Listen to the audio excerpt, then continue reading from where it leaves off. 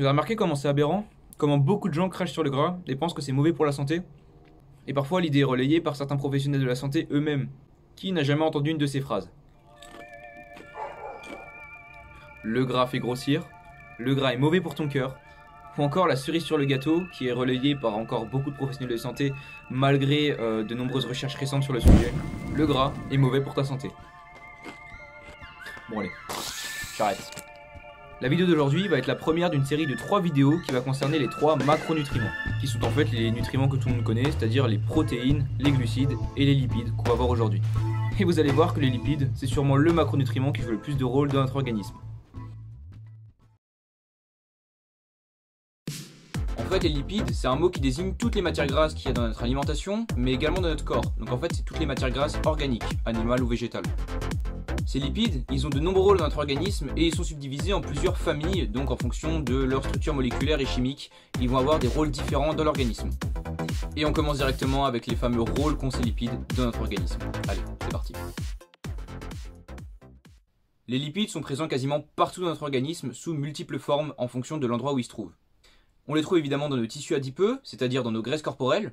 ¡Oh, oh, oh, oh, oh! La magia de la Navidad. Mais ils sont également très présents dans notre cerveau, car ils représentent environ 60% du poids sec de celui-ci, c'est-à-dire quand on a retiré l'eau. Et ils sont également présents dans chacune de nos cellules, principalement dans les parois, et même jusqu'à dans notre sang. Le premier rôle que vont jouer les lipides dans notre organisme, ça va être sur un plan énergétique. Car en fait, le gras, c'est la manière la plus efficace pour le corps de stocker de l'énergie. Et cette masse adipeuse, elle peut aller de 12 à 20% chez un homme adulte, et de 22 à 30% chez une femme adulte. Donc oui, on est tous aussi gras qu'une merguez. Cependant, contrairement à ce que beaucoup de personnes pensent, ces réserves de graisse ne sont pas uniquement le fruit de graisse ingérée, c'est-à-dire qu'on a bu de l'huile et donc on a stocké. C'est en fait la forme de stockage énergétique du corps, c'est-à-dire que ça a pu être une énergie apportée sous forme de glucides, de lipides ou même de protéines. Tout est en fait une histoire de balance énergétique, comme on va le voir dans 2 prochaines vidéos. Donc, on s'abonne. Sur le plan cérébral, c'est-à-dire du cerveau, c'est pas compliqué, le cerveau ne peut pas fonctionner s'il n'a pas de lipides.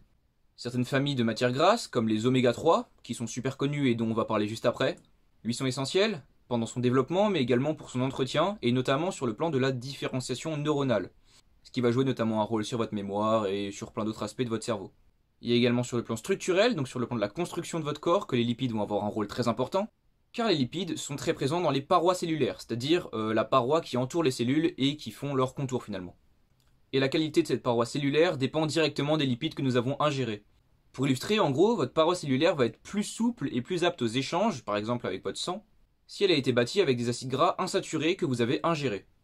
Et elle va être moins efficace si jamais elle est construite avec des acides gras de mauvaise qualité. Bon, on va parler de ces acides gras plus tard dans la vidéo. Et ça nous amène pour la première fois de la vidéo sur le lien entre matière grasse, santé, sport et performance. En fait, c'est un parallèle logique, vous devez toujours associer santé et performance. Car vous vous en doutez, un corps en bonne santé aura de meilleures capacités physiques et donc aura de meilleures performances sportives qu'un corps en mauvaise santé et bâti avec de mauvais éléments. Et quand je parle de mauvais éléments, c'est principalement ce que vous apportez via votre alimentation. Si on s'intéresse uniquement au lien entre la paroi cellulaire et vos performances, et qu'en plus vous avez regardé ma vidéo sur l'explosivité et donc vous avez compris que les muscles sont composés de cellules musculaires, que l'on appelle plus communément les fibres musculaires, et bien plus vos fibres musculaires seront alimentées en bons nutriments et donc régénérées et développées correctement, et plus celles-ci seront aptes à vous faire développer de bonnes performances à l'entraînement et donc d'être meilleur dans votre sport. C'est aussi simple que ça, mais l'alimentation c'est un pilier fondamental de la performance sportive, donc on n'oublie pas et maintenant on continue la vidéo. Maintenant on va parler du gras qui se trouve dans votre sang, et qui se trouve principalement sous forme de cholestérol. Non, du cholestérol, non! En fait, votre profil lipidique sanguin va directement dépendre des acides gras que vous avez ingérés. Car dans le cholestérol, il y a principalement 2 molécules. Une qu'on va appeler la HDL et qui est appelée en général le bon cholestérol, qui est plutôt bon pour l'organisme, et qui est essentiel à son fonctionnement. Et du côté obscur de la force, on a le LDL, le mauvais cholestérol entre guillemets. Donc plus vous mangez des graisses de mauvaise qualité, plus votre LDL, donc votre mauvais cholestérol, va augmenter au détriment de votre HDL. Et pour un petit point rapide sur le cholestérol alimentaire, parce qu'on peut en trouver directement dans les aliments, son impact est quasiment négligeable, c'est-à-dire qu'en fait on va très peu le retrouver dans le sang après ingestion et après digestion, donc mangez vos jaunes d'œufs.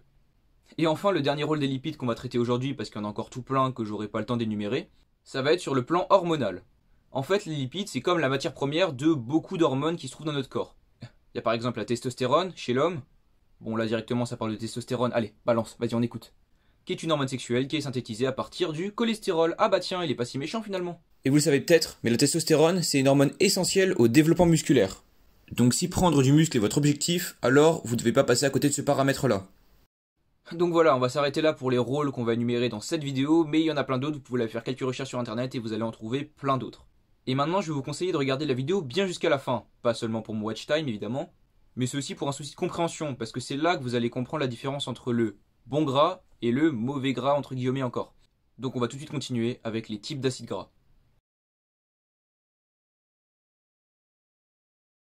Bon, pour commencer, on va déjà poser une base très claire, il n'y a pas de bon ou de mauvais gras, enfin, pas vraiment. Vous allez voir que chaque acide gras a des rôles à jouer dans notre corps, et souvent tous les acides gras qu'on peut trouver dans des aliments bruts, donc des aliments naturels, ils sont tous plus ou moins essentiels au fonctionnement de notre corps. On commence par une catégorie d'acides gras qui est très connue et qui est souvent fuie par la majorité des consommateurs, mais qui a cependant des rôles à jouer dans notre organisme, et qui est souvent remplacé par des graisses d'encore moins bonne qualité, donc c'est pas ouf. Et là je parle évidemment des acides gras saturés. Donc sur le plan moléculaire, bon, vous inquiétez pas, ça va aller vite. Les acides gras saturés ne possèdent aucune double liaison entre leurs atomes de carbone.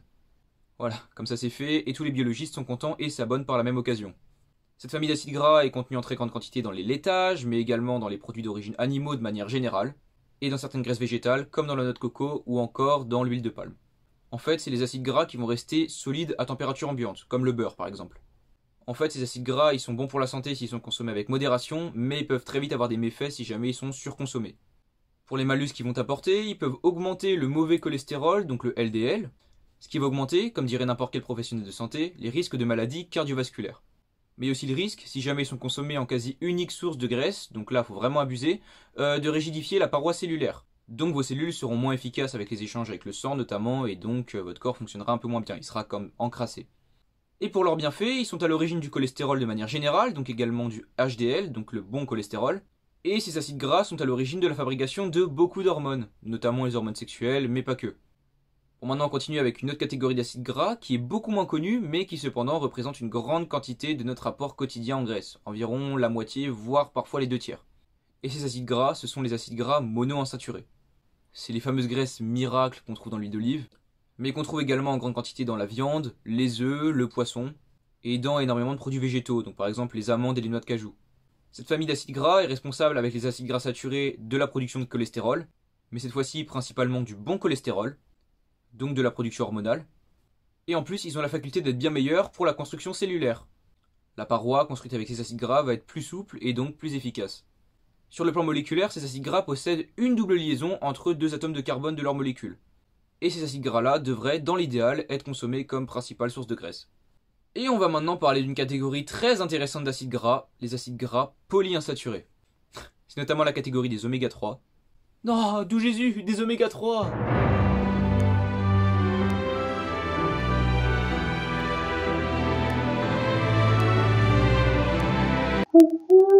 mais également des oméga 6. Là, personne connaît d'un coup. Les molécules de ces acides gras possèdent deux doubles liaisons ou plus entre les atomes de carbone. D'où le nom polyinsaturé et monoinsaturé pour une seule double liaison. On les retrouve principalement dans les graisses végétales, notamment dans les graisses d'arachide ou encore de tournesol pour les oméga 6, et dans certaines autres graisses végétales, donc par exemple comme l'huile de lin, ou encore dans les produits venant de la mer pour les oméga 3. Il faut cependant savoir que les oméga 3 d'origine végétale sont bien moins assimilables par le corps que les oméga 3 d'origine animale ou encore marine. Sur le plan des constructions des parois cellulaires, ces acides gras, c'est le top. En mode les meilleurs ciments dans le BTP des cellules. En plus, ces acides gras polyinsaturés sont principalement des graisses que le corps ne sait pas synthétiser, c'est le cas pour les oméga 3 et les oméga 6. Et donc ils doivent forcément être apportés via l'alimentation. Il y a cependant un problème actuellement, c'est que les oméga 3 sont très rares dans notre alimentation moderne, contrairement aux oméga 6 qui sont surreprésentés. Car on consomme malheureusement de plus en plus d'huiles végétales de graines, comme de l'huile de tournesol, etc., qui sont très riches en oméga 6, mais par contre complètement éclatées au sol en termes d'oméga 3. Ce qui pose un grand problème quand on sait que les oméga 6 sont pro-inflammatoires et qu'au contraire les oméga 3 sont plutôt anti-inflammatoires. On a donc actuellement beaucoup plus de problèmes d'inflammation dans le corps, notamment des douleurs qui viennent un petit peu sans raison. Et le pire, c'est que souvent les oméga 6 viennent remplacer les acides gras saturés. Parce que plein de gens se disent, vu qu'ils pensent encore aux études des années 90, non, je vais arrêter de manger mon beurre, il est plein d'acides gras saturés et mauvais pour mon cœur. Sauf qu'en consommant plus d'oméga 6, il va avoir bien plus de problèmes qu'en consommant du beurre fermier. Et il y a un autre problème avec ces acides gras polyinsaturés, c'est souvent la manière dont on les consomme. car consommés après avoir été chauffés à des très hautes températures ou encore après avoir subi de l'hydrogénation partielle ou complète, et ces acides gras sont complètement dénaturés et vont faire place à des acides gras qui n'existent pas ou quasiment pas sous la forme naturelle, les fameux acides gras trans. C'est eux le vrai mauvais gras. On les retrouve quasiment uniquement dans les plats industriels ou encore dans les produits où les matières grasses ont été complètement dénaturées. Typiquement les produits hydrogénés comme la margarine ou encore les fritures où l'huile a été portée à très haute température, ils sont blindés dans ces acides gras là et donc ils sont très mauvais pour la santé. En termes de cholestérol, c'est une catastrophe. En termes de construction de la paroi cellulaire, c'est une catastrophe. En bref, c'est de la merde. Donc moins on en consomme, mieux on se porte, même si on peut évidemment faire quelques petites exceptions. Donc si vous consommez des aliments riches en oméga 6 ou en oméga 3, les faites pas cramer. Avant de conclure, je vais vous prévenir que beaucoup des sources que j'ai utilisées et qui appuient mes arguments sont dans la description. Donc allez voir, jetez un coup d'œil, ça prend pas beaucoup de temps, et en plus vous aurez des informations supplémentaires que j'ai pas eu le temps de caser dans la vidéo. Bon, en tout cas je crois qu'on arrive à la fin de cette présentation plutôt complète des acides gras. Donc ce qu'on pourrait dire à la fin, c'est que manger gras est bon pour la santé, à condition qu'on mange de bonnes sources de graisse. C'est-à-dire les acides gras saturés de manière modérée mais sans les supprimer complètement ni les fuir, les acides gras monoinsaturés en quantité importante et les acides gras polyinsaturés en quantité correcte mais surtout avec un bon ratio entre oméga 3 et oméga 6. Et bon appétit. Allez, ciao.